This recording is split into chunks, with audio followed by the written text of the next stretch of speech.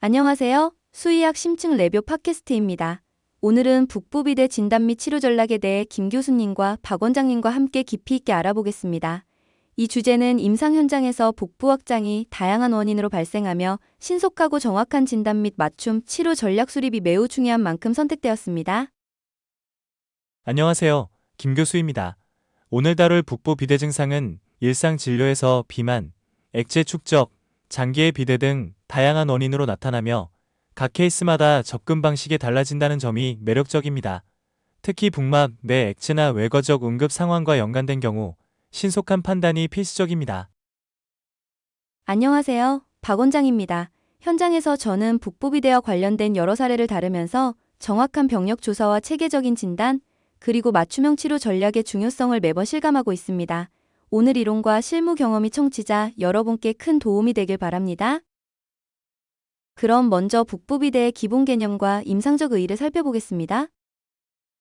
복부 비대란 복부 영역이 정상보다 확장되는 현상을 말하며 이는 여러 원인에 의해 발생할 수 있습니다. 대표적으로 7Fs, 펫, 플루이드, 펌, 푸드, 플라툴렌세, 플레비, 피터스로 분류할 수 있는데 예를 들면 비만에 의한 지방 축적, 체액 누출, 장기 비대, 식품 잔류, 가스 축적, 북부 근육 약화, 그리고 임신 등이 이에 해당합니다. 실제 임상에서는 하나의 환자에게서 여러 가지 원인이 동시에 관찰되기도 합니다. 예를 들어 비만과 복막 내 액체 축적이 동시에 나타날 수 있는데 이런 경우 각 원인을 구분하여 접근하는 것이 진단의 핵심입니다. 임상 핵심 포인트는 바로 복부 비대의 원인을 세밀하게 분류하는 것입니다. 이를 통해 응급 상황을 빠르게 인지하고 각 원인에 맞는 진단 및 치료 전략을 수립할 수 있습니다. 교수님, 이런 복합적인 상황에서 가장 효과적인 진단적 접근법은 무엇이라고 보시나요? 효과적인 접근법은 우선 트리아지부터 시작합니다. 즉, 환자의 현재 상태, 예를 들어 무기력, 호흡 곤란, 빈맥, 창백한 점막, 그리고 이출을 초과하는 무쇠혈관 재충전 시간 등을 신속하게 평가하고 응급 상황 여부를 판단하는 것입니다. 이후 철저한 병력 주사와 전신 신체 검사, 그리고 최소 데이터베이스 건설을 통해 기초 정보를 확보합니다. 현장에서는 북부 내액체 축적이 의심되는 경우 초음파 검사가 매우 유용합니다. 초음파를 통해 액체의 양과 성상을 판별하고 필요 CCT나 방사선 촬영을 추가하여 정확한 진단에 도움을 줍니다. 임상 핵심 포인트로 영상 진단과 함께 안전한 조직 샘플 채취 및 복막의 분석이 중요한 이유는 이 과정들이 최종 병약적 진단과 치료 방향 결정에 직결되기 때문입니다. 개와 고양이처럼 종에 따라 나타나는 특징적 양상도 반드시 고려해야 합니다. 교수님, 진단 과정에서 주요 평가 기준과 참고해야 할 수치들에 대해 좀 더 자세히 설명 부탁드립니다. 먼저 환자의 병력에서 증상 지속 기간, 이전 질환, 약물 복용 내역, 환경 변화 등을 종합적으로 파악합니다. 이후 신체 검사에서는 비만도, 근육량, 복부의 통증, 그리고 복부 조직의 이상 유무 등을 평가합니다. 세비시와 생화학 검사에서는 감염, 출해, 그리고 장기 기능 이상과 관련된 지표를 중점적으로 살펴봐야 합니다. 그리고 실무에서는 종종 초음파 유도 생검이나 FNAB를 통해 의심 부위를 직접 확인하는 경우가 많습니다. 또한 아보도미노센트시스로 얻은 복막 액체 분석은 많은 정보를 제공하여 진단의 결정적 요소가 됩니다. 맞습니다. 임상 핵심 포인트는 각 평가 단계에서 획득한 데이터를 통합하여 환자별 맞춤형 진단과 치료 전략을 수립하는 데 있습니다.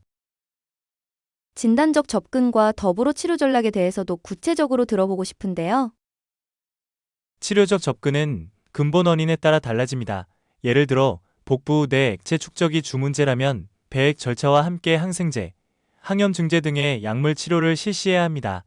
약물 투여 시에는 정확한 용량, 투여 경로, 그리고 투여 빈도를 설정하는 것이 중요합니다. 반면 비만에 의한 북부 확장의 경우 체중 관리와 식이요법, 그리고 운동요법이 함께 병행되어야 합니다. 실제 임상에서는 환자의 상태에 따라 1차 치료 옵션이 크게 달라집니다. 어떤 경우에는 외과적 개입이 필요할 수도 있고 약물 및 비약물적 치료를 병행하는 경우도 있습니다. 치료 전략 수립 시 세밀한 모니터링과 보호자와의 충분한 소통이 큰 도움이 됩니다.